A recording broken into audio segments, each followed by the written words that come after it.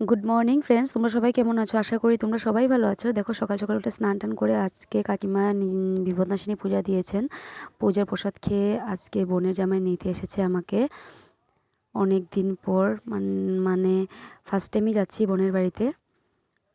আর মিষ্টির দোকানে গিয়ে কিছু কিনলাম বোনের জন্য, ওদের সবার জন্য। তারপর দেখো এখানে আমার সন্টু মা তোমাদের সবাইকে হাই বলছে, আর এত খুশিও আমাদেরকে পেয়ে। আর ফার্স্ট টাইম এসেছি, সবাইকে পেয়ে ও অনেক খুশি। তারপর ওর দুই দাদার সাথে খুব সময় ধরেও খেললো, এত আনন্দ। তারপর এখানে মাসি আমাদের জন্য অনেক কিছু রান্না করেছেন। আমার বোনের শাশুড়ি খুব যত্ন করে রান্না করেছেন সব কিছু। উনি নিরামিষই রান্না খান, আর খুব ভালো হয়েছিল রান্নাগুলো, খুব ভালো হয়েছিল, কী বলবো তোমাদেরকে। তারপর সন্ধ্যাবেলা সবাই মিলে বসে এখানে দেখো প্রার্থনা করতে বসে পড়েছি। আর আমার ছোট্ট সোনাটাকে দেখে মনে পড়ছিল আমার ছোটোবেলার কথা।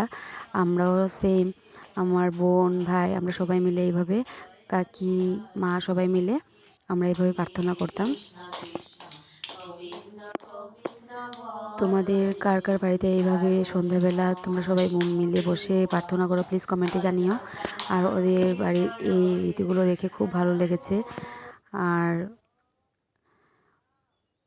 আমার বোনের পরিবারটা খুব ভালো, ওনারা সবাই আমাকে অনেক আদর যত্ন করেছেন।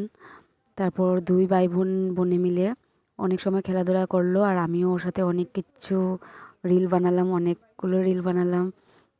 তারপর অনেক সময় সময় কাটালাম, কারণ যাওয়ার সময় এসে পড়েছে। মনটা খুব খারাপ লাগছিল সেটা ভেবে।